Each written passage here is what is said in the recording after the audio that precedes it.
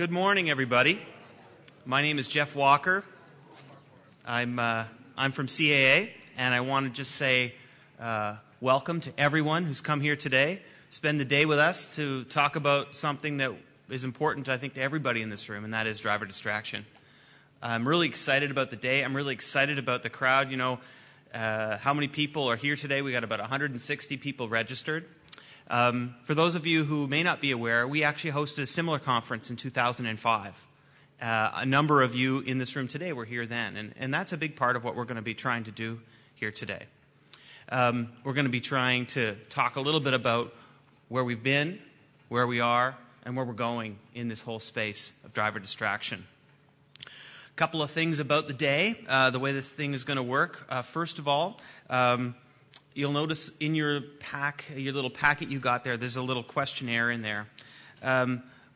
We're really keen to get feedback from all of you about the day, about what we learned, what we can take away, what we need to think more about as we leave today. And really want to encourage everybody, if you take some time, probably later on in the day after you've heard a little bit of the presentations, to just take some notes and write your thoughts on that questionnaire, and you can leave it with us at CAA. We're just over at this table over here on the far right. Okay, that'd be great. Second thing is some of you might have seen when you went and checked in the room adjacent here. We've got this really cool driving simulator in there, and what it is essentially is a tool that helps us understand some of the real dangers and impacts around driver distraction. I don't know how many of you tried it yet this morning, but we did have a couple of people who tried it this morning. Constable Hugh Smith, as a matter of fact, is one of the people who tried it this morning. He just did it a couple of minutes ago, as well as Jonathan from CA Quebec. We're really grateful to CA Quebec for having brought the simulator here. And we'd love to just hear actually from you guys for a second. Hugh, Jonathan, how did it go? How did Hugh do on the simulator? Well, actually, Constable Smith, we saw that he actually doesn't text a lot, so he wasn't really comfortable with texting. But the results were very revealing. In fact, Constable Smith actually drive 20% of the scenario without looking at the road. Yeah. Maybe he will tell you that he was doing his blind spot, but I can tell you that it's not the fact. It was actually texting. And we actually saw he did 5 times more line encroachment while he was texting than without texting.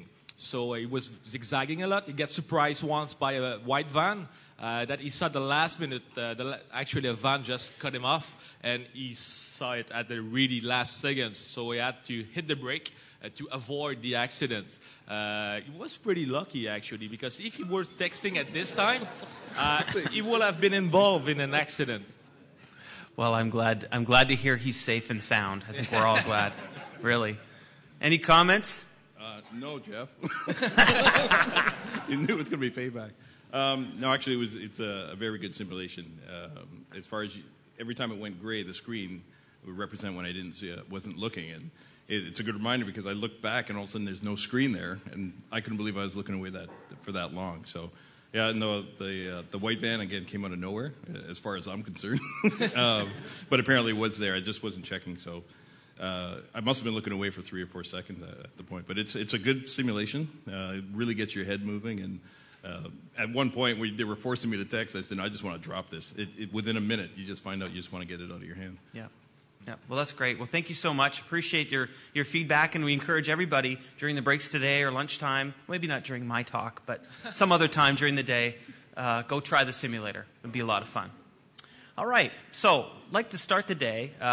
Really excited about the start of today, and we're going to be starting this discussion by really having one of our great partners here talking about her impressions and issues and circumstances around this issue. The Traffic Injury Research Foundation has been a great partner to CAA for, 15 years or longer, a long time, Robin? So CAA and TURF work together on a lot of issues. In fact, we worked together on this first conference in 2005, and again, we're here working together today on this conference today. And so it's appropriate that we have Robin Robertson as our first speaker today. Robin is the president and CEO of the Traffic Injury Research Foundation, which is a charitable, independent road safety institute. She's led many projects examining a whole range of topics around issues of road and driver safety, from impaired driving, high-risk offenders, fatigue, older drivers, a whole range of different topics. In fact, she's published more than 60 major reports and articles on a wide variety of topics around safety and presented at over 150 conferences around the world. A big part of what Robin's been involved with revolves around the public education side of safety. And so she's really somebody who's an opinion leader, a real opinion driver, truthfully, around this issue set. And, that's one of the other things. Not only have we got great people like Robin here, but, this room is full of opinion leaders, people who understand the nuances, the details, the consequences of some of these situations. But we're going to lead with Robin today, and we're really excited to have Robin come and speak to you. Come on up, Robin.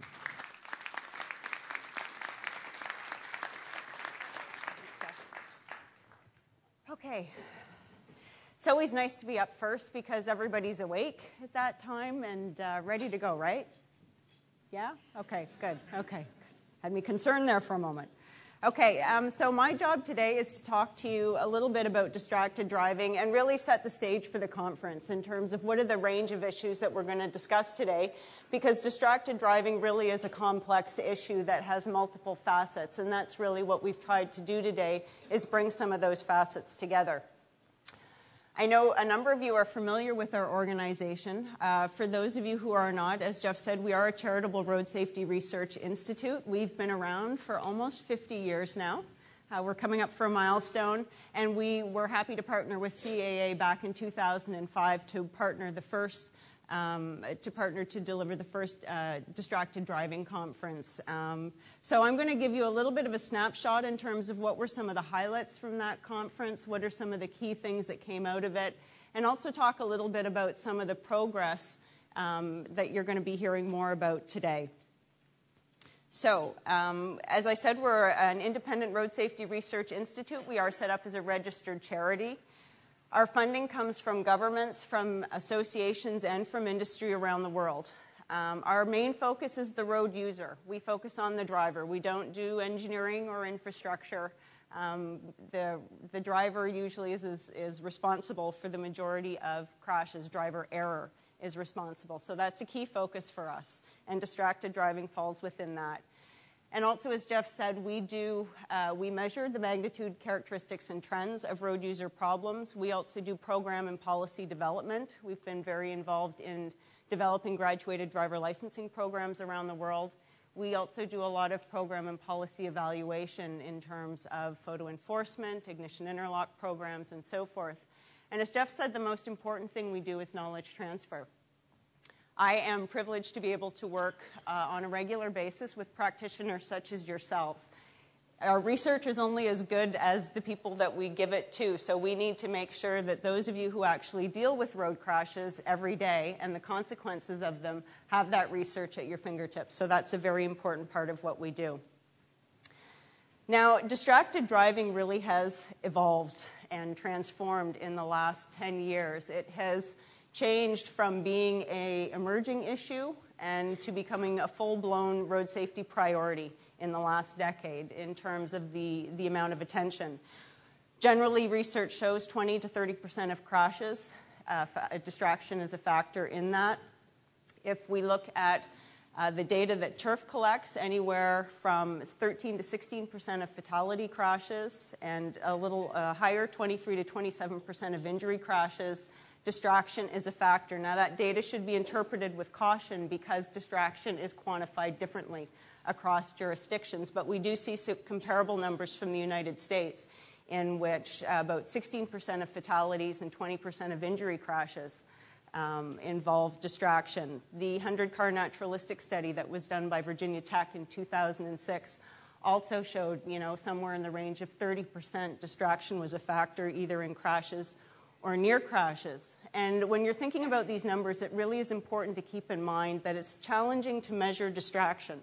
It's not like wearing a seatbelt. You are or you aren't. It's not like impairment. You're over the legal limit or you're not. Distraction is much more difficult to quantify, which makes measurement challenging. One of the key things that did come out of the Distracted Driving Conference was a definition for distracted driving. And if you look at the definition, you can see that there really are a lot of different pieces to the puzzle. Distraction can be from an object, a person, a task, or an event. It affects driver awareness, it affects decision-making, it affects performance, and this can result in corrective actions, near crashes, or crashes. So there's a lot of pieces to that puzzle, so that illustrates why measurement can be challenging. If you think about sources of distraction, cell phones really has defined the distracted driving issue, certainly among the public. When people think about distraction, they think about cell phones. But we know it's more than cell phones. It really ties into multitasking and our ability to process all of the information that's happening around us and make sense of it while we're driving. And if you can see the cartoon there, it says multitask, you can barely do one task properly, and all you're doing is doubling your rate of failure because neither task is really getting optimal attention. So we know distractions can be manual, they can be visual, they can be mental. They're in-vehicle versus outside-the-vehicle distractions. I was reading recently that there are over 400,000 billboards along U.S. roadways, and anywhere from 2,000 to 3,200 of those are digital. So there's a lot of interest and discussion around the use of billboards. And most importantly, when we think about risk associated with these tasks, again, it's difficult to measure. We know that more complex tasks can increase your crash risk maybe 3 times. Then you have much easier tasks, simple tasks, such as drinking, which doesn't really have an appreciable increase in crash risk. But it's very challenging to convey the risks associated with distraction. And part of the reason is because a lot of these tasks we have done for as long as we have had vehicles. We have always talked to our passengers. We have, I think, always had Tim Hortons to drink behind the wheel. Yes? So it can be challenging to convey. Consequences of distracted driving, again, they really are diverse. We look, but we don't see, as this picture illustrates, and I think David Strayer is going to talk to this issue more. Weaving, following too close, some of the things that the police officer shared with us this morning in terms of experiences. Out of the conference came a series of priorities, and the good news is we've made progress on all of these fronts in terms of research, in terms of enforcement and laws, penalties, public awareness and education, and of course industry and government cooperation. And our speakers today are going to share with you the progress we've made on these fronts. Now we fast forward 5-6 years, and again, the issue of distraction is better recognized within the research community, obviously, because we've had the time to sit and study it, but less recognition among the general public. If you look at the results from our road safety monitor in 2010, we saw that more than 70% of people instantly could say, yep, cell phones, distraction. Other types of distractions, more challenging to come up with. Less than 5% of people would say things like talking to your passenger, or eating and drinking, or grooming, or those kinds of things. So we still have a ways to go. The good news is research continues around the world. We have some distinguished researchers here from abroad and also locally here in Canada to talk about some of the important research initiatives that have occurred. We've seen tremendous government leadership, certainly in Canada, both at the federal level with the Canadian Council of Motor Transport Administrators, which is a collective body for provincial and territorial governments. We've seen tremendous leadership from them, and Brian's going to talk a little bit about that. And also in the United States and Europe. This is a picture of Ray LaHood, who's the Secretary of Transportation in the U.S., and David Strickland, who's the head of the National Highway Traffic Safety Administration, launching one of the campaigns.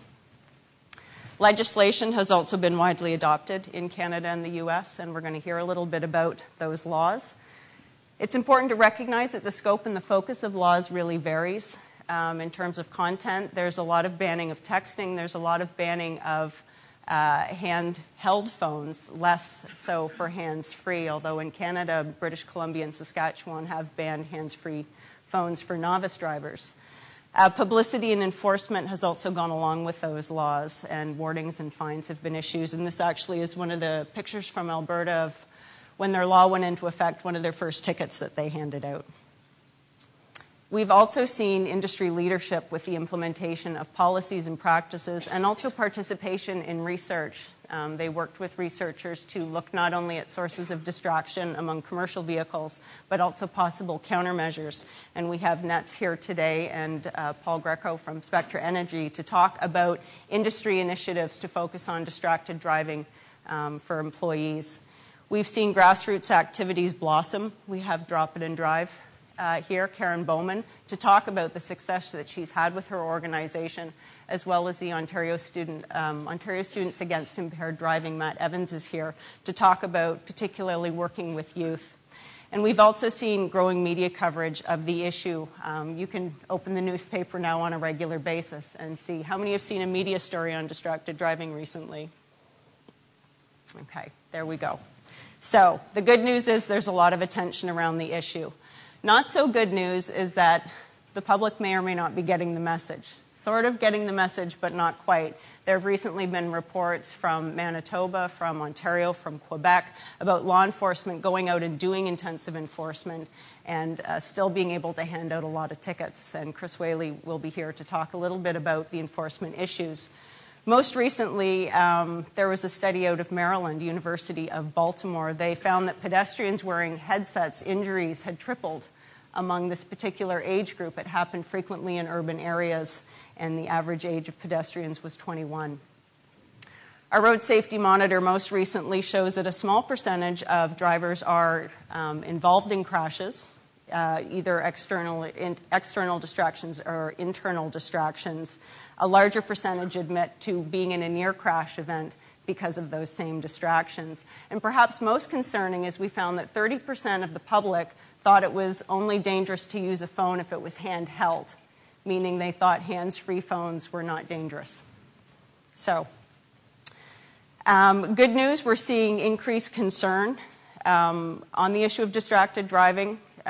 We've changed our definition in doing our public opinion poll over the last few years, so we do see more of an increase, but I think Jeff's going to talk a little bit about some of the data that they have on this issue. More concerning, we're seeing more people are using their cell phones while driving. We have seen an increase from 20% up to 36% in the last 10 years. The good news is that they seem to be self-regulating somewhat, and that the number of people speaking for more than 30 minutes a week on their phone is decreasing. So people are using their phones, more people are using their phones, but they're using them for less amounts of time. So now we need to see them not using their phones at all. That's the point we need to get to. And the good news is there's certainly strong support for banning the use of cell phones. So distracted driving really is an interesting issue. It represents a bit of a clash between the information age and our demands for technology and efficiency, combined with our desire for health and safety. So really what we're going to be talking about is how do we balance some of those competing interests, because it's raised important public policy issues. And Peter Burns is here from Transport Canada to talk about emerging in-vehicle technologies and their effects. And I think Amy's going to touch a little bit on the guidelines that recently came out of the National Highway Traffic Safety Administration on this issue. So our goal here today really is to learn more about the progress that has occurred and talk about it in terms of what have we learned from these experiences, and more importantly, what can we take with us in terms of implementing new strategies to inform their development. Again, distracted driving is a unique issue.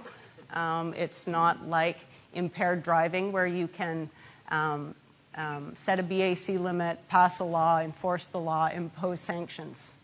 And that tends to be how we've approached more road safety issues, same with speeding and seat belts. Distracted driving is going to be a little more difficult because it will be difficult to convey the message that some of the things people have been doing behind the wheel of their vehicle for a long time are not the safest things for them to be doing. So it may be more difficult to achieve success with some of our traditional approaches. And the question is raised is, does this suggest a larger role for things like social norming and marketing? And I believe if we're able, Dee Alsop is going to join us electronically to discuss that issue. So to wrap up, my challenge to you today is to innovate, to think about what are the different things that we've learned, to listen to the experiences we've had from jurisdictions around the world, and think about what are the things that we can do moving forward, what lessons can we take from that to better address the issue. So, again, TURF is very happy to partner with CAA in delivering this. It's a very timely issue, and there's a lot of interest in it. I'd also like to thank our sponsors, Royal & Sun Alliance, the cooperators, IBC, AAA FTS, and VIP Distribution for supporting this event and making it possible. As Jeff said, you do have questions that we will be asking you to think about throughout the day and give you some time to give us some responses a little bit later on. So with that, I'm going to turn it over to Brian Jonah.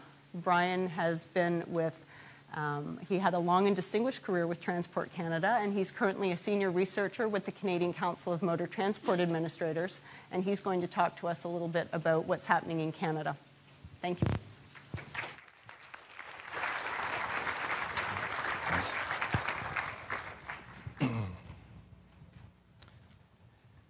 Good morning. It's good to be here to talk to you about one of the most topical issues in road safety in Canada, and I would say the world.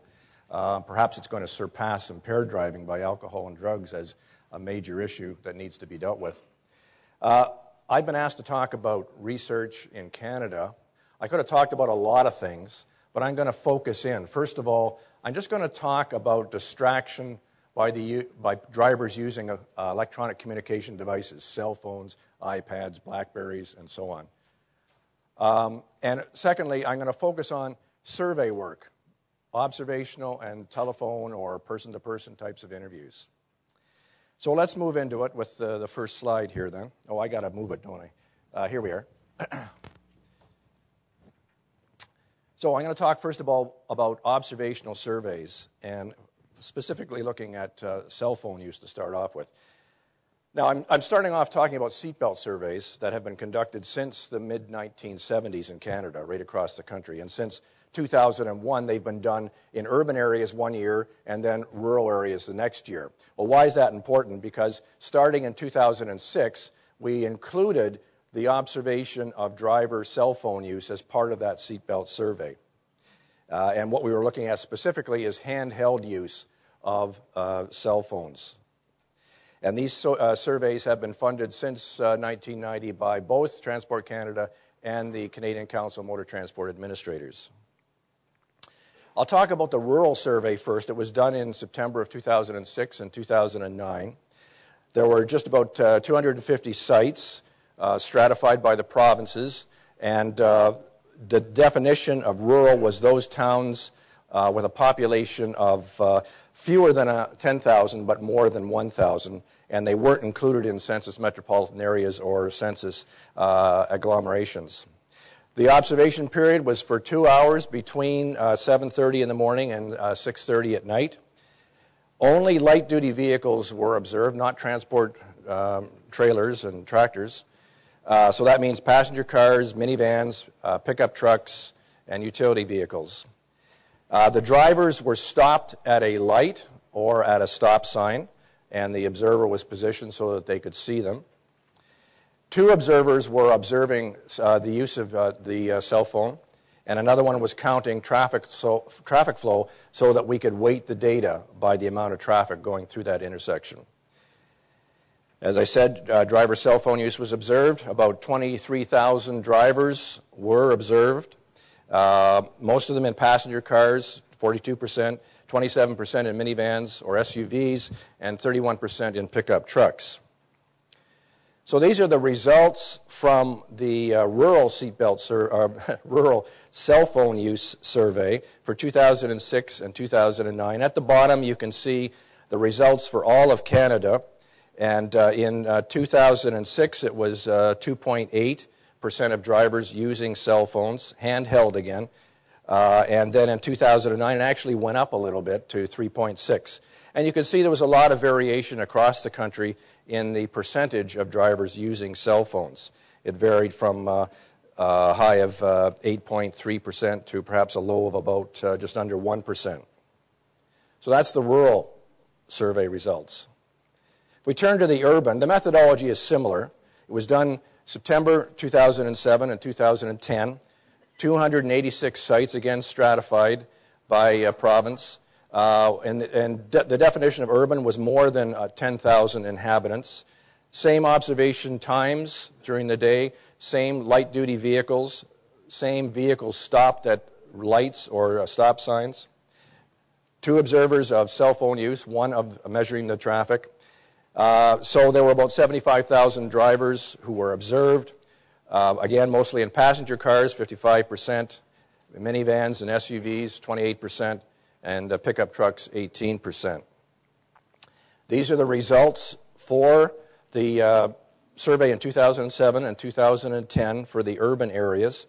Again, for all of Canada, you can see that in 2007, it was just under 6% of drivers using cell phones, but it dropped almost 50% in 2010 to 3.3%. And again, you can see the variability across the country, a high from 12% and a low perhaps about 1.5%.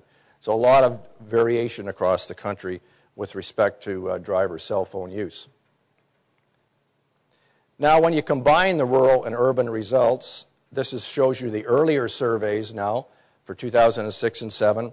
About 5.5% of all drivers observed were using handheld cell phones.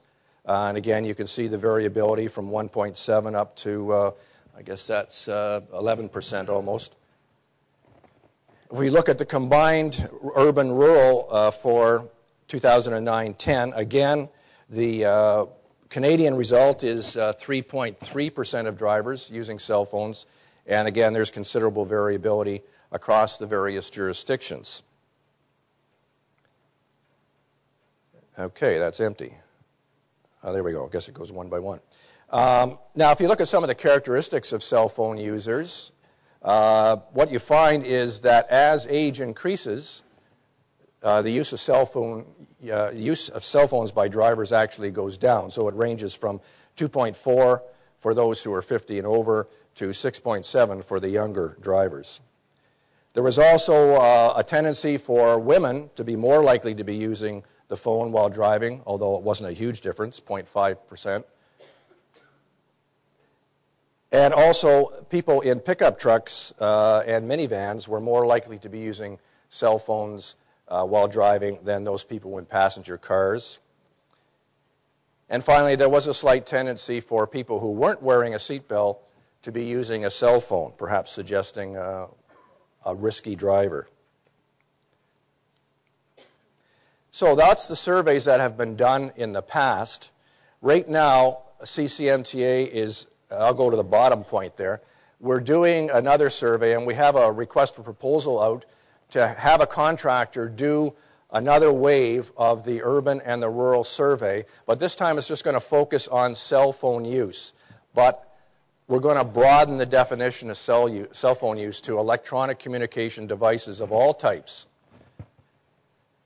And the reason we're doing this is that most jurisdictions, as Robin has pointed out, have passed cell phone prohibition. And these are, for the most part, for handheld devices. But they're broader than many jurisdictions than just cell phones. It's the use of BlackBerries, the use of iPads, or any other electronic equipment. So CCMTA is going to assist the jurisdictions in having a look at whether or not their laws prohibiting cell phone use have had some impact. The earlier surveys suggest maybe they have, but we're going to have a closer look this time with more recent data. So we're going to repeat the surveys, urban and rural, using exactly the same methodology.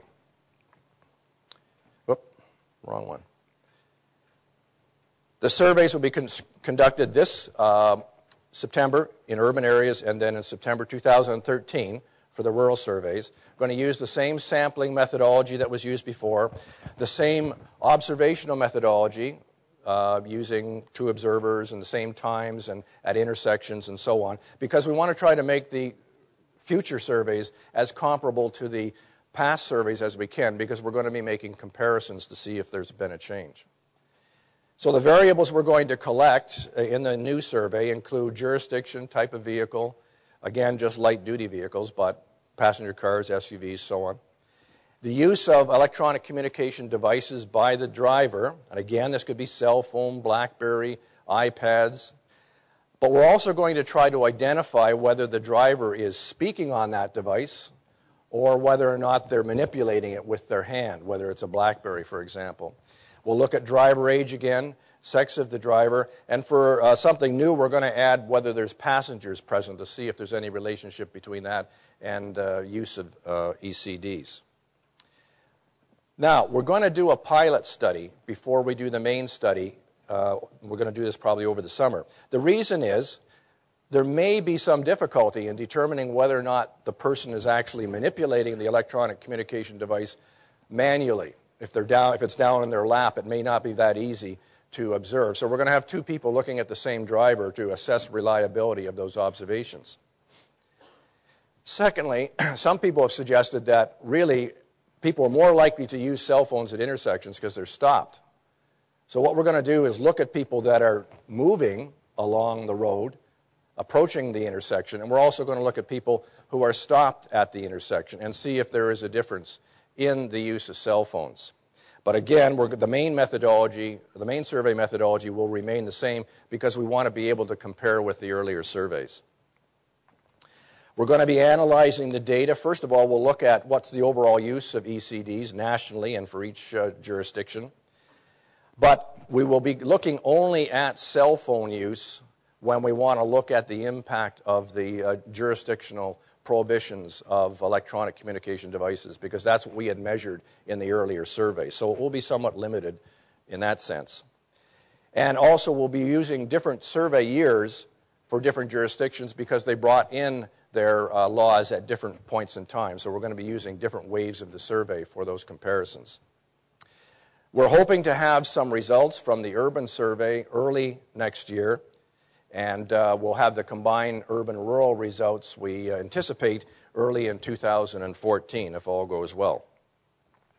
So that's what's been done at the national level with respect to observed cell phone use by drivers. I want to touch on several of the jurisdictional activities that have been done recently.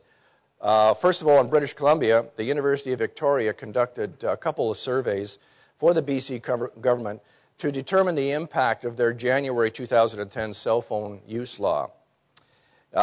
They did the survey in February 2009 and then again in April 2010 after their law came into effect at 40 intersections in the town or the city of Victoria.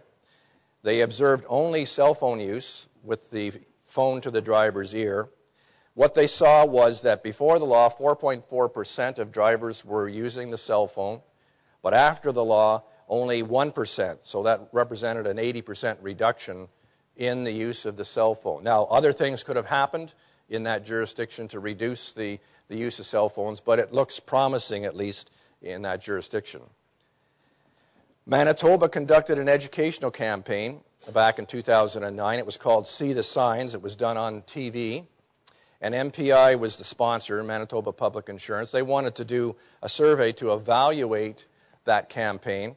So what they found in the survey was that 55% of the adult drivers strongly agreed that the campaign did indeed convince them not to use a handheld device while they were driving. And 33% of the adult drivers said they changed their driving habits as a result of seeing that commercial. So it suggested that at least people were saying that the educational campaign had an impact on their driving behavior, specifically cell phone use. Quebec has done a couple of surveys with the public. This was sponsored by the Société de l'Assurance Automobile du Québec. They looked at 1,000 people. They telephoned them, people who were 18 and over. They asked them about cell phone use. And what they found was that the use of cell phones in general, not necessarily while driving, increased from 52 to 56%, suggesting that the penetration of cell phones into the market is continuing. But when they asked about use of the cell phone during the last 7 days while they were driving, what they found was a drop from 41 to 32%. Again, this is self-reported use of cell phones. In addition, they found that for the 2009 survey, cell phone use was more often present for men as opposed to women, as in the National Observational Survey. But also, it was the younger people who were more likely to report using the cell phone while driving. And interestingly, people who had higher incomes and higher education were more likely to be using the cell phones. Perhaps that's because they have more disposable income to buy cell phones and have cell phone plans. In addition, 48% of the people in Quebec said that they supported a prohibition of the use of all types of cell phone equipment, not just handheld. And finally, in Nova Scotia, about 1,400, 1,450 drivers were interviewed mid-2009. And in the 1 month prior to the interview, the respondents said that 13% had used cell phones while driving, 6% had used other technical devices like BlackBerries, 2 had used their cell phone to text, and 13% said they had to brake or steer to avoid a collision. Now, this wasn't necessarily because of cell phone use, but because of some type of distraction. Now, they asked about the impact of the Nova Scotia law, and what people said was that 39% were no longer using handheld devices. 39% said that they now used hands-free devices, and 22% said they were still using handheld devices.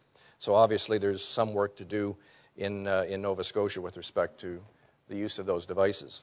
So that gives you an overview of cell phone use or electronic communication device use nationally and also for some of the jurisdictions. Now, I know there are other people here from jurisdictions that will talk about their legislation and their research with respect to these devices, so I won't touch on other jurisdictions. So thank you for your attention.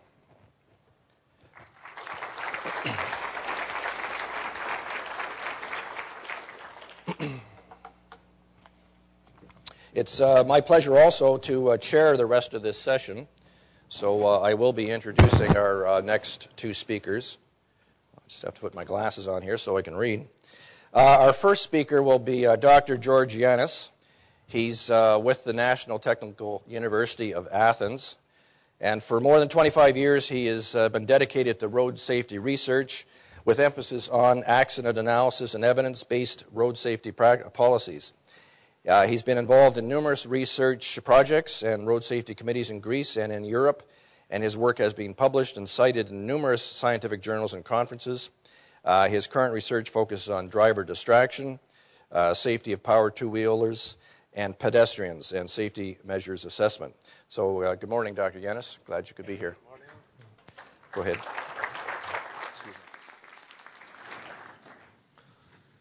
Good morning, everybody. First of all, I would like to thank CAA and TIRF for this invitation. It's a great pleasure to and an honor to present you some work we are doing in Europe. There has been extensive work on distracted driving all over the world, including Europe, but also in Greece. Despite the economic crisis, we are doing some very nice work. The purpose of this short presentation will be to provide a comprehensive picture of the impact of driver distraction to road safety and examining both internal and external distraction factors. So I'm going to give you an overall review of international literature and result synthesis about distracted driving, to present some results from experiments in Greece, and then conclude with a proposal for countermeasures and future challenges.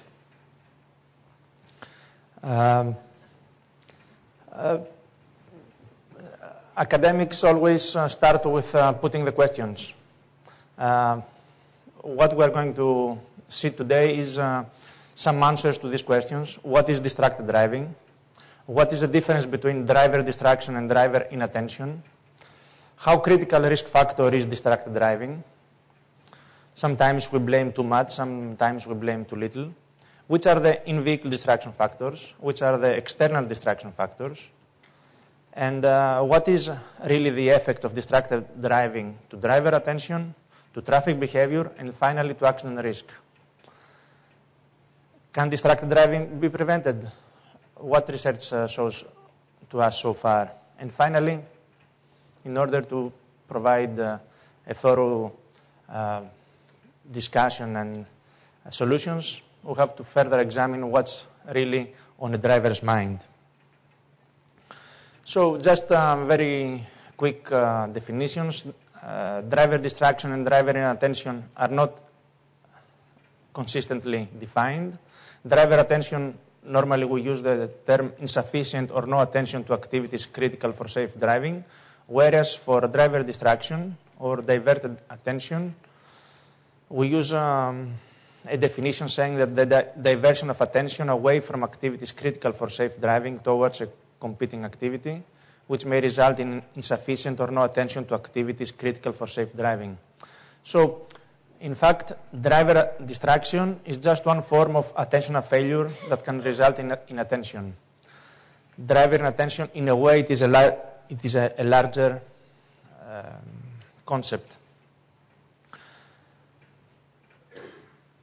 But we have to situate driver distraction in the overall context of accident contributory factors and the human factors. Human factors, we know that are an important cause and going from 65 to 90% of road accidents, depending on the type of research. And they contain a lot of specific factors: driver injudicious action, driver error or reaction, behavior or inexperience, and driver distraction or impairment.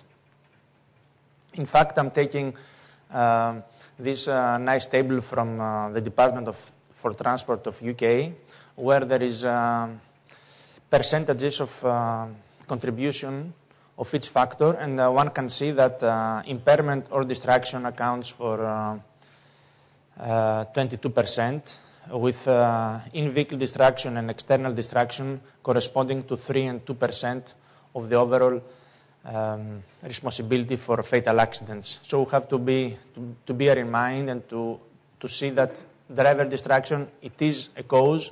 However, there are several other causes: speeding, drinking and driving, still the main killers on the road. In this slide, I'm giving you an exhaustive list of driver distraction factors in vehicle and external. And we have to bear in mind that the distraction does not come only from mobile phone.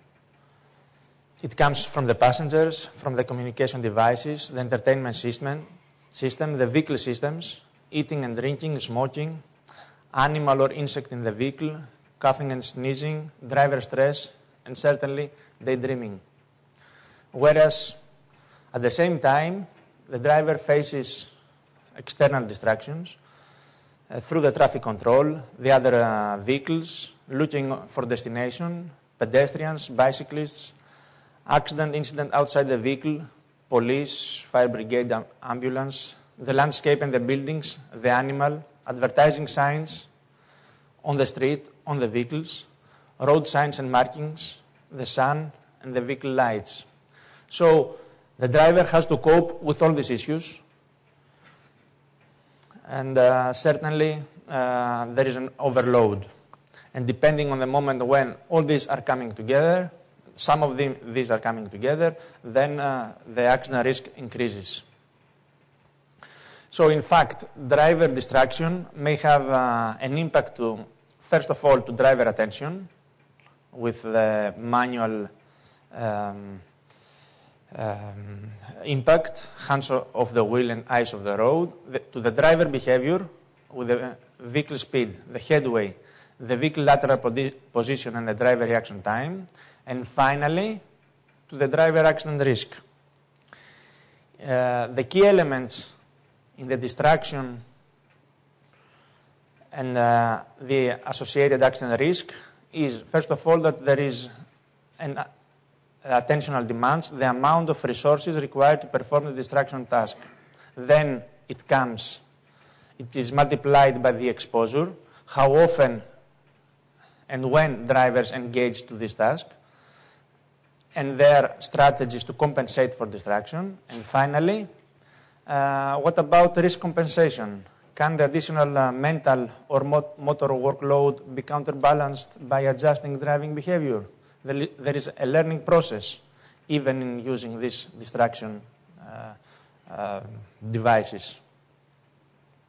So in fact, the mechanism for the accident risk from driver distraction is that the decrease in speed and the increase in the distance from the central axis during distracted driving might be considered beneficial for road safety. However, these beneficial effects cannot counterbalance the driver distraction, which leads to increased reaction times and eventually increased accident probability, especially when an unexpected incident occurs. So in fact, it's not black and white. There are positive issues of distracted driving, distance from the central axis, reduced speed, but the increased reaction time, it is very much critical in order to lead to increased accident probability. So if we see a ranking from the famous 100-car naturalistic driving study in the US, we can see a broad ranking of in-vehicle distraction factors, and one can see that certainly manual tasks like reaching for a moving object or insect in a vehicle are much more important than reading, applying makeup, or dialing handheld device. So, to have a global picture about the effect of each distraction factor. I'm going to go one by one very briefly for the main distractors, starting, of course, with mobile phone use. Earlier and recent studies agree that mobile phone use while driving may significantly affect drivers' behavior, first of all, but also safety. Drivers tend to reduce their speed during a mobile phone conversation, as already said. Although reduced speed is generally associated with lower accident risk, drivers using their mobile phone while driving present up to 4 times higher accident risk than without this distractor. Mobile phone use versus handheld versus hands-free, it is an issue. Certainly, many studies have found that conversing on a hands-free phone while driving is not really safer than using a handheld phone. In fact, it is the cognitive workload who plays the most important role there. So even drivers tend to overestimate the ease of using hands-free phones while driving. And research on this is starting to show that there is more and more impact also of the hands-free devices. Mobile phone use and texting. There is an important distinction. Texting is amenable to resumption after a selective disengagement, while conversation may be more difficult to interrupt and resume once initiated. Results indicated that drivers were more impaired when sending text messages and less so when receiving. When texting, participants express greater following variability, greater lateral variability, reduced response time, which is the major cause of increased accident probability. And certainly, recent naturalistic driving experiments suggest that the effects of texting may be significantly underestimated so far in previous research through simulators. So, research is ongoing, and step by step we see that there is increased use of texting, but also more risk than initially estimated. Mobile phone and other factors, certainly the driving environment, the driver age, and the driver experience play an important role also associated to the overall risk of the driver during distracted driving. Main issues about mobile phone use that I would like to highlight is that, first of all, how complex is the conversation. We have seen in several research that depending on the type of the conversation, the accident risk increases, especially during an incident. However, in naturalistic conversation experiments, the difference between simple and complex conversation were less striking than in simulator experiments. So we have to pay attention from where comes every research and how reliable are all these results. Year by year, we have more results and we can draw a better picture. And certainly, we should not forget that repeated experience may lead to learning effects. Over the course of repeated sessions, the negative effects of the phone tasks on driving performance may diminish. It is a hope that by the year, every year, that more and more people are using all devices during driving and not outside driving, are handling them much better. So there is also this learning process that we should take into account. Entertainment systems, few studies, however, there is no real impact except the manual tasks of turning or managing the CD player. The navigation systems, they have a growing impact on driver behavior and on accident risk. And the most critical thing is the manual task of entering a destination, and also that voice-activated systems are not proved to be safer in terms of distraction as they result in increased eye glances. Conversation with passengers is also very important. One more time, there, the most important issue is the complexity of the discussion. And eating and drinking, there is some percentages of accidents associated to eating and drinking. However, we should mention that it is rather limited, as is smoking impact on driver distraction and on accident risk. Still, again, the impact is through all these researches and their results, it is concluding that it is a minimum impact. Going to the other side of outside the vehicle, the external distraction. One major issue is advertising signs and billboards. Most studies agree that advertising signs do attract the attention of the majority of drivers, but their impact to the accident risk is not clear. Anyway, the objective of advertising signs is to distract, is to take the attention of the driver from the driving task to the advertisement. However, how far there is an impact of these advertising signs to accident risk more than any other distractor, traffic lights, traffic environment, etc., is not really proved.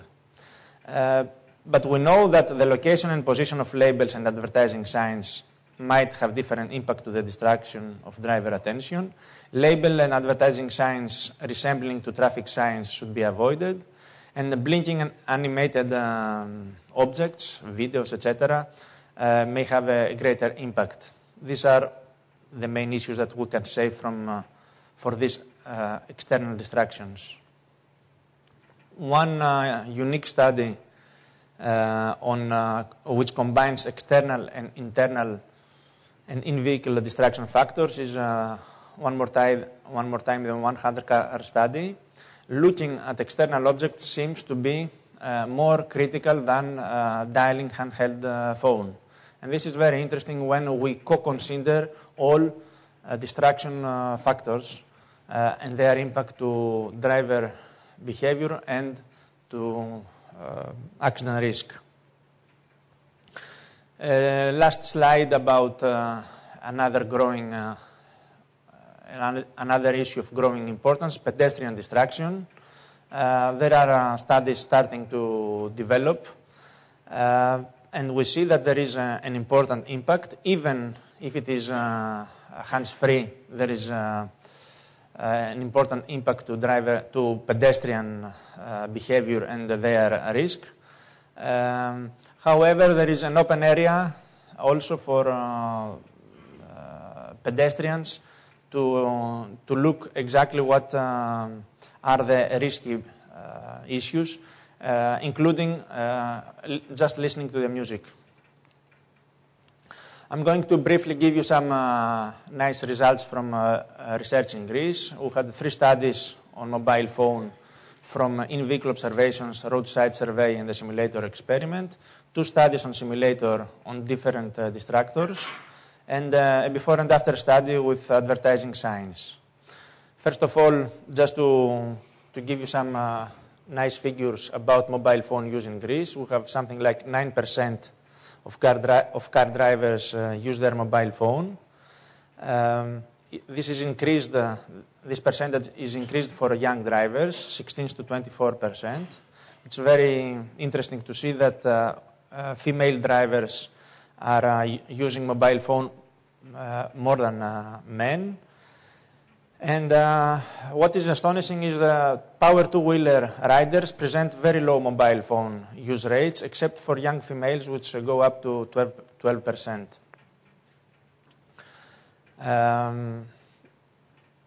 Mobile phone use, driver speed, and headways. Just to tell you that with this in-vehicle experiment, mobile phone use brings slight decrease of vehicle speed and reduction of vehicle headways. In another experiment, we see that the total average speed goes down by 15%, which is when there is free flow conditions, it goes minus 14. When it is interrupted flow, the average speed goes minus 16%, just to quantify the effect of mobile phone use.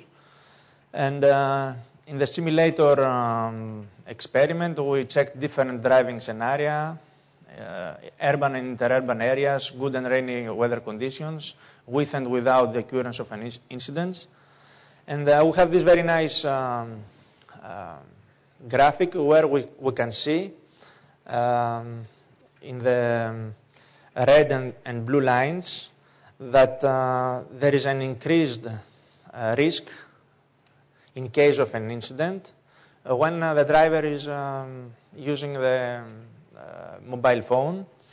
And we can see that the red line is when there are also adverse conditions like raining, where this probability of accident can go up high to 90%. So that means that if the driver is using his mobile phone during rainy conditions and there is an incident, the probability for an accident grows very high. Another experiment with conversation, smoking and eating, listening to the music. We have some results showing that the deviation, the graphic on the left talks about deviation from the average speed, and we can see that the accident probability grows higher if there is a complex conversation. And the graphic on the right, the minimum distance from the central axis of the lane, again we see that there is increased risk when there is a complex conversation. Advertising signs, the experiment before and after in major arteries in the greater Athens area showed that no clear impact to road safety, to accident risk, can be proved through having or not having advertising signs on the road. I'm going to the summary. Just one slide, the main issues about driver distraction factors. The distraction caused by interacting with in-vehicle devices while driving seems to impair drivers on the road more than external distractions. Mobile phone use, handheld or hands-free, and complex conversation at mobile phone or with passengers appear to be the most critical in-vehicle distraction factors because they associate manual and cognitive impairment. The complexity of the secondary task plays a role, and of the driving environment, as well as driver characteristics, make the situation sometimes even more complex and risky. Distraction factors may affect driver behavior, speed, lateral position, headways, and his safety through the reaction time and finally the accident probability. The compensatory strategies may fail, especially when unexpected incidents occur. So these are the main key issues about driver distraction factors coming from international literature so far. Just a few words about measures concerning driver. Enforcement is a key issue. Driver awareness campaigns and driver training and education have been used so far. Just a small example of how far advertising can play a role. We see advertising on the left on a bus, but also on another bus on the right we see road safety advertising on a bus, which distracts the driver. So we pass a positive and a negative message at the same time. So we have to, it's tricky how to implement distracted driving measures. Technology, it is an issue. There is a lot of work to be done there. Steering mounted buttons, systems which rely on voice activation. There is a big discussion about such voice-activated systems. Blocking phone calls while driving is a rapidly developing technology. And certainly, more ergonomic design of the human-machine interface of in-car information systems to allow safer use. Roadway, there is no specific measures for distracted driving. The only thing is that perhaps we can use edge line and center line rumble strips, and overall create a less demanding traffic environment with interventions on infrastructure, interventions on traffic management. The last two slides to conclude. One for future research. Identify functions behind distraction activities. It is an issue. Focus on mobile phone use, certainly, as it is the major distractor. Separate impact from the various distraction factors. Examine the combined effect of all distraction factors, the accumulated effect. But most importantly, what is missing today is the association between distraction and driver behavior and accident risk. We know that this distraction has an impact on driver behavior. How far this change in behavior leads to accident risk, it is an open issue, and still there we need a lot of work. Cross-validation through experiments and simulator and naturalistic driving experiments and epidemiological studies should be combined and see whether the results are converging. Ergonomic design of devices to minimize distraction and develop universally agreed definition of driver distractions are open issues that we have to face in the coming years. At my last slide, I would like to just mention the future challenges. The research on remedial measures should concern separately visual, auditory, manual, and cognitive distraction because there are 4 different functions which are affected by this distraction activities. Then an open issue is the legislation for compulsory improved human-machine interfaces at both industries, the vehicle industry and the mobile phone industry. Should not be delayed. We should quickly legislate in Europe, in the America, everywhere. And drivers should learn to manage distraction, avoid risky behavior, avoid texting, handheld phones, distraction, overload. They have to learn to interrupt the discussion when there is driving overload, either discussion with the passenger or through mobile phone. Stop the vehicle if it is necessary to continue the discussion, and learn to use hands-free devices. These are future challenges that in the coming years we have to see, to research, to live with. Thank you very much.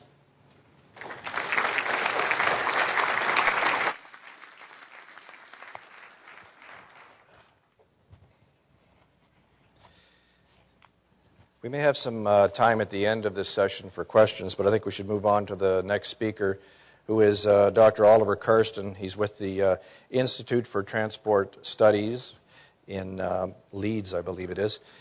He did his PhD at the University of Michigan and worked for a few years at the University of Michigan Transportation Research Institute. He joined the Institute for Transport Studies in Leeds in 1987.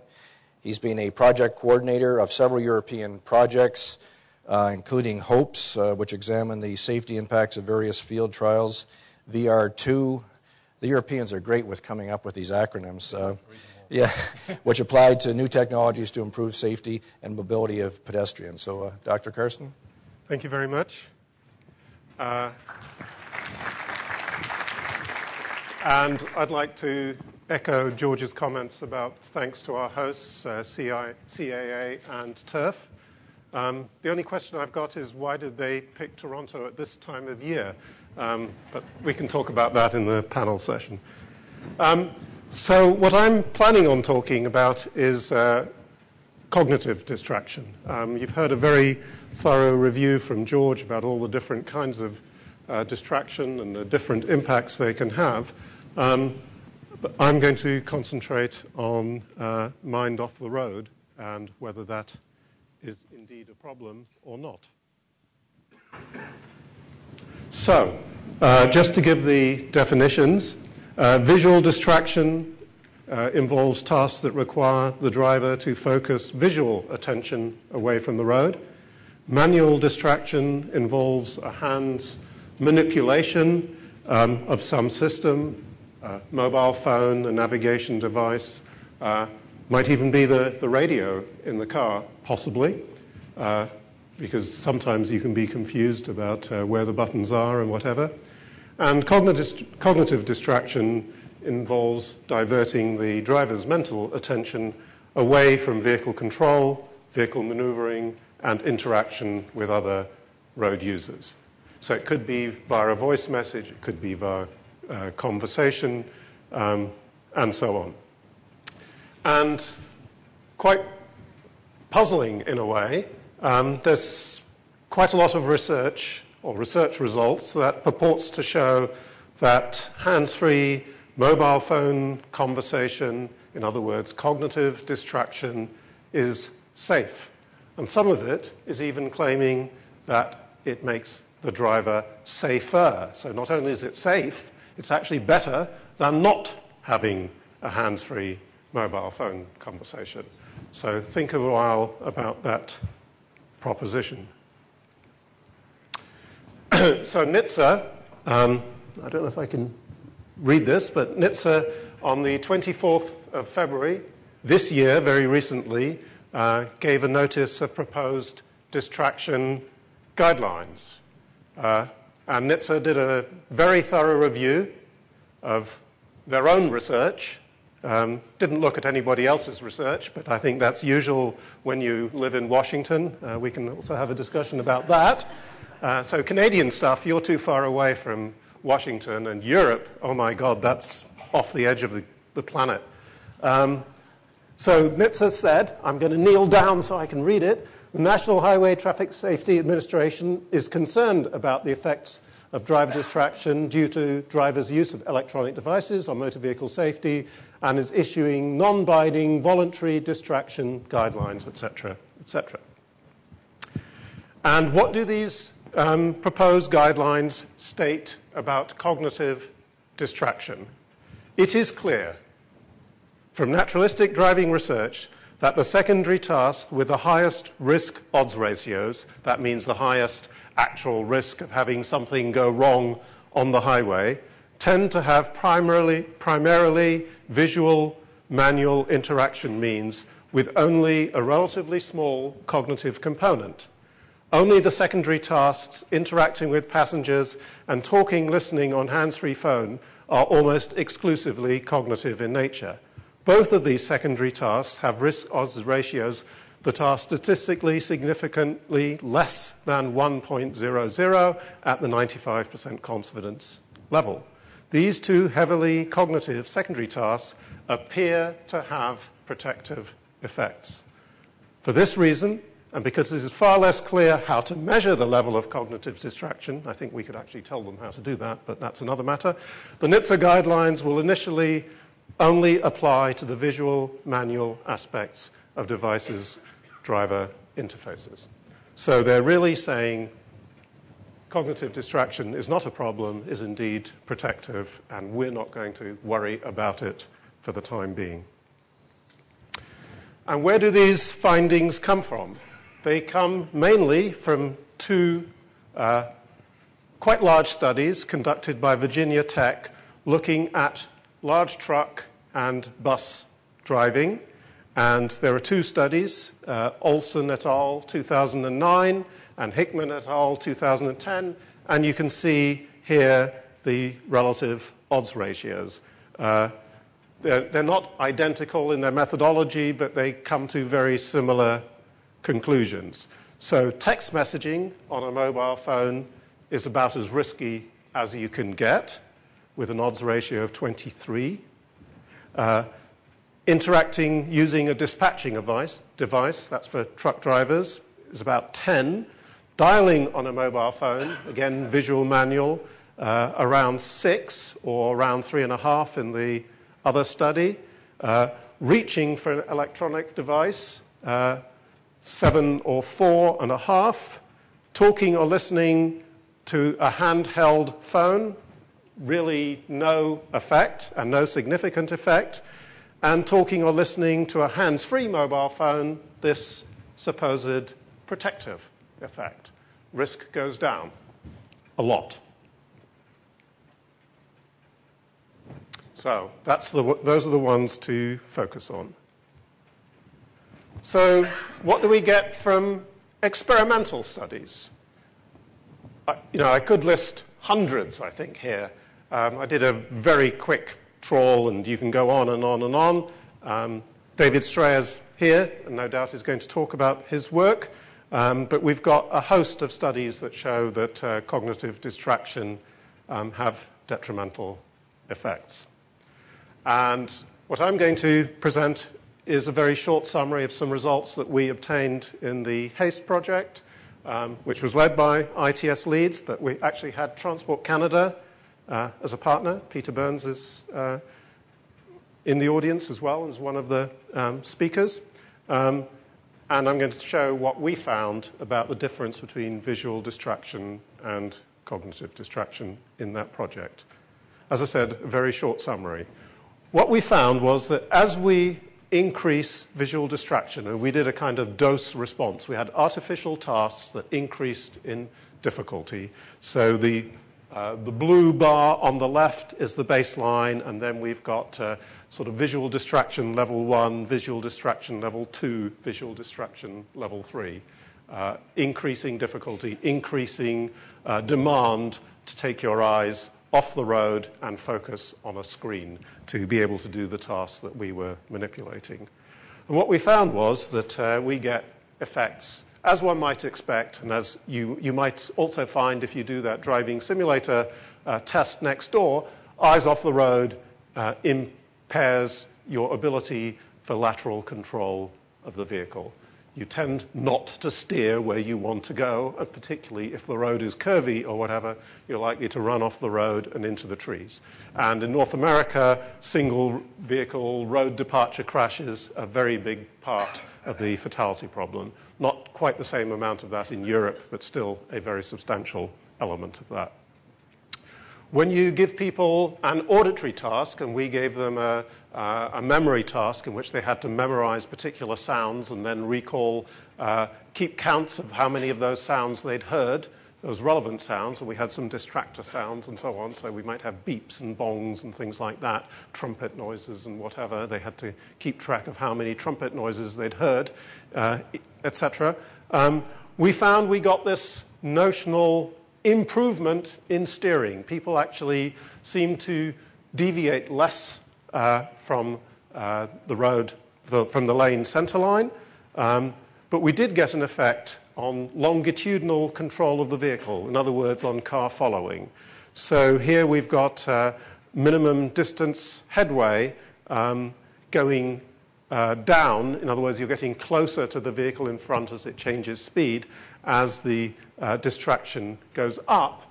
And you'll also see that we got an interaction effect. Elderly drivers were particularly prone to this problem. So mind off the road for elderly drivers was a greater problem than it was for younger drivers.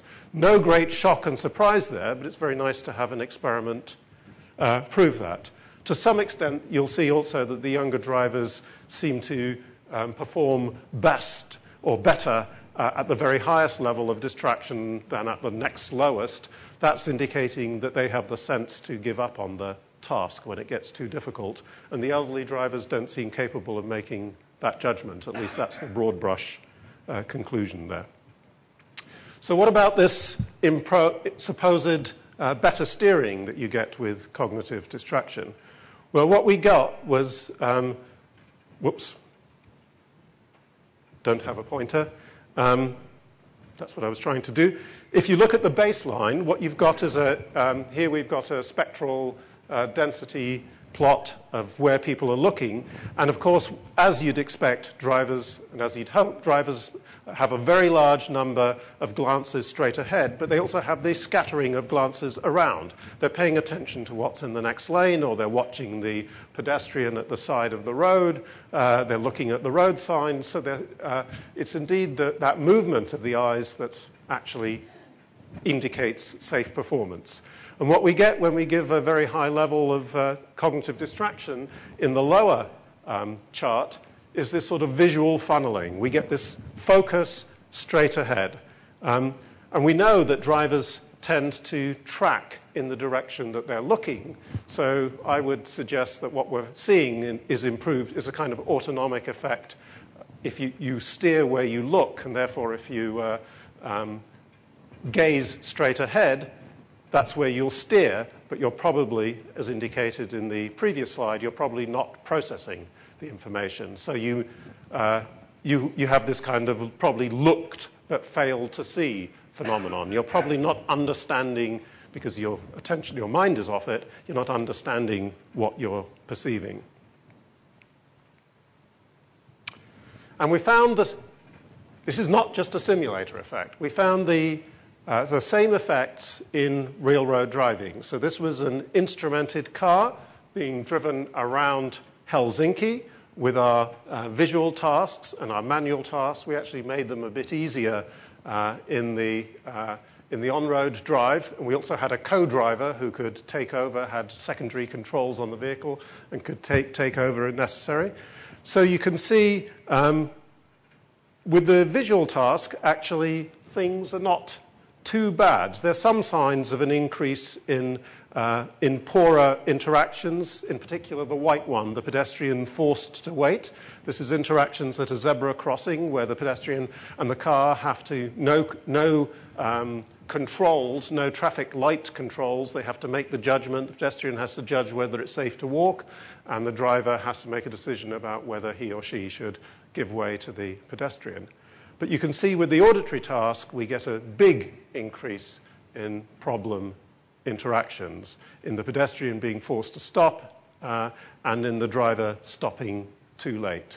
So again, mind off the road means that when you're driving around, engaged in some, let's say, navigation task or mobile phone task, it's quite likely that the quality of your interactions with other road users will substantially deteriorate. So what's going on here? I'm sorry to bore you, if it is boring, with some methodological stuff. Of course, academics always like that, but I think we have to understand why the Virginia Tech results could be coming out the way they are. So how do they go about collecting that data? They do continued data collection with sensors and video in large trucks. That's how it was done. So it was a very elaborate data acquisition system, an expensive one. Then they go through the data and they filter the data for events, safety critical events, defined as crashes. Those are almost invariably quite low severity crashes. Even a tire strike into a curb was defined as a crash, a minor bump into another vehicle and so on. Near crashes, detected usually by the forward radar, and crash-relevant conflicts, which are less severe near crashes, at least in their definitions, and then unintentional lane deviations, which are captured by the lane tracker in the system. Now, there's some kinds of events, actually, I would argue, are not being captured at all. I don't know how they would have picked up the poor interaction with a pedestrian at a zebra crossing as a problem. They wouldn't have. It would have just gone straight by them, flown straight by them, because there would have been nothing in the data acquisition that would have said that that's an issue. I think that also relates to a lot of problems at intersections or whatever in terms of interaction, at stop signs and so on. They wouldn't even have collected somebody going straight through a stop sign because nothing would have happened on the trigger to say that that was a near crash. Then so they came up with 4,452 events, and then they went to the video for 5 seconds before and 1 second after the event and analyzed what was going on, and then they defined, so was the driver engaged in distraction? If the driver had been doing something distracting 10 seconds before and had stopped doing it, that wouldn't have a carryover effect, so I guess there's one issue. And then they randomly select 6 seconds out of the data which is non-event related. So they had, that's the baseline. The baseline driving is just some random selection of 20,000 approximately epochs, equally of 6 seconds.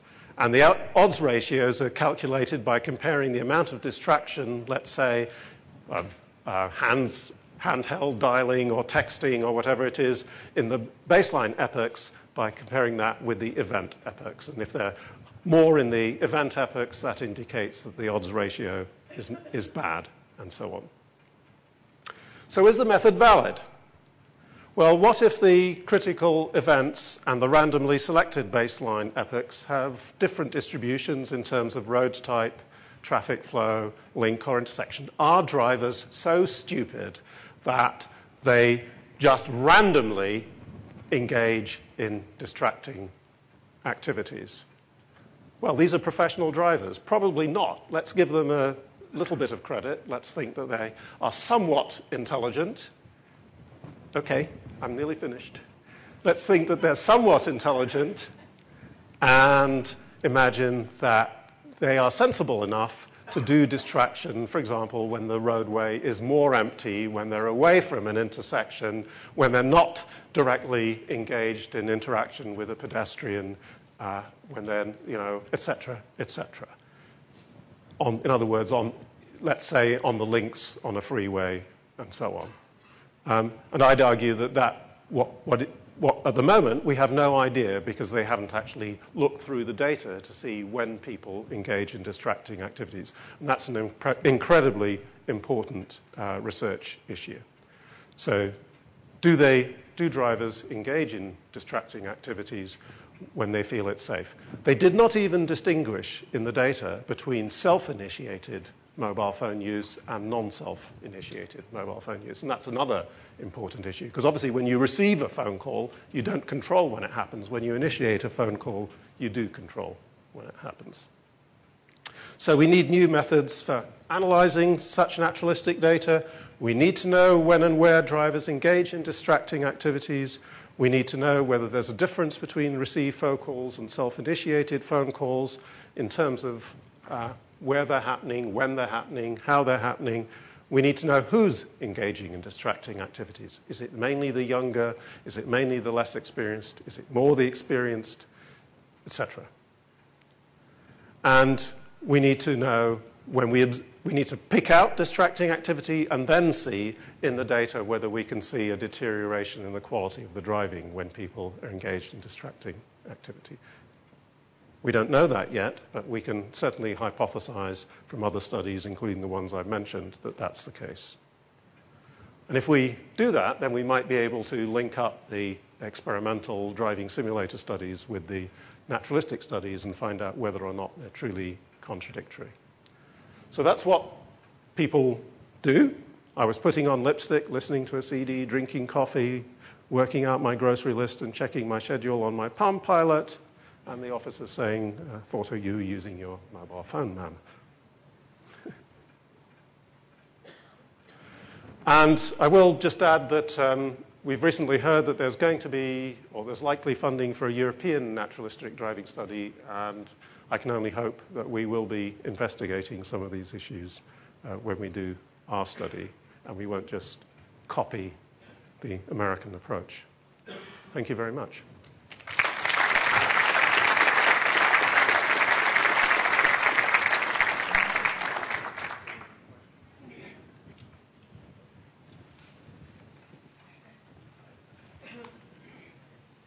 Minutes?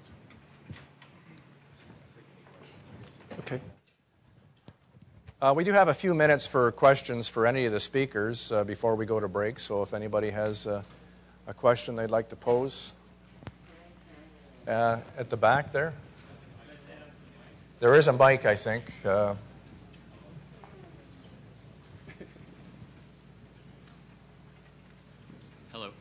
My name is Benjamin Hayes. I'm a third-year industrial engineering student from the University of Toronto, and I'm specializing in human factors. My question is actually for the last speaker. You were very critical of the methodology used by the University of Virginia. How does your study avoid the Hawthorne effect? Like, the value in their data would be that they have so much that they're not aware of that they're being observed, and they might be changing their behavior because of it. So I'm wondering how you get around that problem. Well, one way, obviously, is you can, once you've identified the distraction episodes, let's say you do a sample of the baseline driving, we're going to collect continuous video in the European study. So once you've sampled the baseline driving, then you could go back and look at the distraction event. You could turn the clock back a little more than 5 seconds, and then you could look forward and back through the same drive to see whether, for example, people are repeating their distracting episodes. I mean, there's certainly evidence that there's clustering of it, that some drivers are doing huge amounts of it. There was the horrendous truck crash in whatever it was, Kentucky, that NTSB investigated, where the driver had been texting and phoning for 3 or 4 hours before a fatal crash in which I think he killed 15 people and himself. So it's very important to know whether you get that kind of clustering. Who's doing it? Are they doing it as they get more fatigued, et cetera, et cetera? I think just blindly, in a way, and it is blind, just relying on triggers to identify problems is not appropriate, because it's all about how you set the triggers. It's not very surprising that the VTTI studies keep telling us that it's the forward crashes that are the ones that they keep picking up most of. But those aren't actually the most dangerous crashes, so there's something strange going on there. Side crashes are far more lethal than forward crashes, and where are those appearing? Well, they're probably not appearing because the radars don't pick them up. Maybe they have something to do with distraction as well. We simply don't know. Okay. I had one follow-up question. Well, maybe the next speaker or next questioner could come forward. Thanks. Hi, I'm one of Ben's professors. I think it's good he gave way to me. Mark Chignall from University of Toronto. I've got a question for Professor Yanis. In one of his slides, which he didn't actually mention the bullet, the bullet said that there was no difference between hands-free and non-hands-free cell phone risk, I believe, in accidents or something to that effect. Maybe you can say exactly what the bullet was. But in Ontario, we have a law which says that you can't use non-hands-free cell phones in cars, but you can use hands-free phones. And it seems to me that the research that I've seen, and also the bullet that Professor Yanis mentions, doesn't make that distinction. That in fact, this law is not, in fact, reducing risk. Would you like to comment on that, Professor Yanis?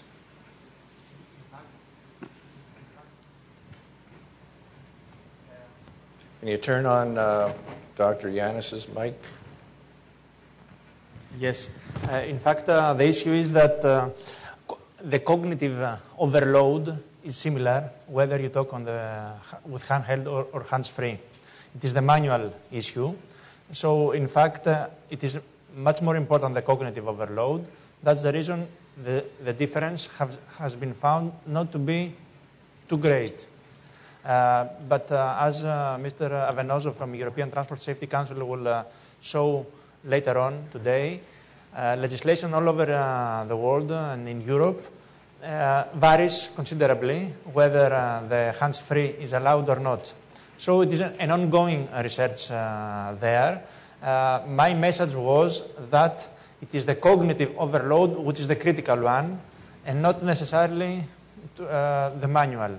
That's the reason of the statement. And you said something more? No, I think that's it. Just that, we have this law, but it's not clear the research supports the distinction being made by the law. Yeah. So it is ongoing research there. Okay, thank you. Okay, a last question over here. My question is for Dr. Karsten. The claim that some distractions like conversation and hands-free conversations may actually improve safety is somewhat surprising. But I'm wondering if, I know it's too early to come to a conclusion, but I'm wondering if we could speculate that might result from the fact that at least the mind is concentrating on something, so it also concentrates on its driving, as opposed to, we've all had moments where we've daydreamed and driven 50 kilometers and don't remember that 50 kilometers. I'm wondering if it isn't just the fact that the mind is concentrating on something, so therefore it's more likely to concentrate on its driving. Yeah, but you just said it. I mean, that is the argument, that somehow people are being alerted by the fact that they're having a conversation. I think that's the argument that VTTI make, that it sort of helps in fatigued driving and so on, keeps people mentally alert.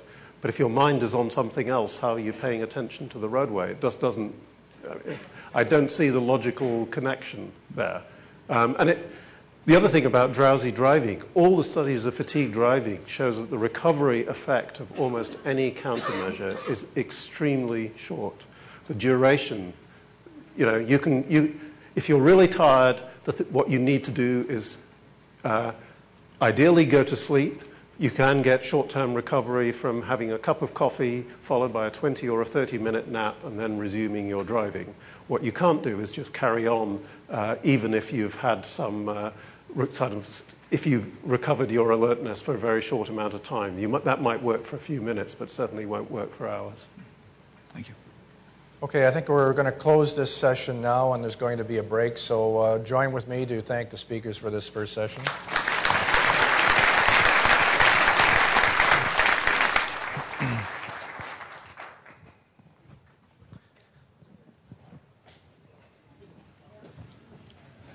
So if you want to stretch your legs for a second, grab a cup of coffee, come on back. We'll be starting in about 10 minutes, okay?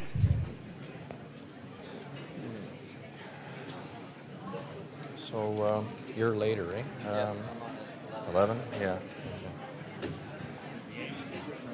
Hi there. Actually, I forgot them. But okay. Of course, you don't have to defend NHTSA, I guess, and what they've done, unless you want to. I don't know. Well, NHTSA's here; they can defend themselves. Yeah, that's right. I was going to say, So, I haven't met Amy. I don't know her.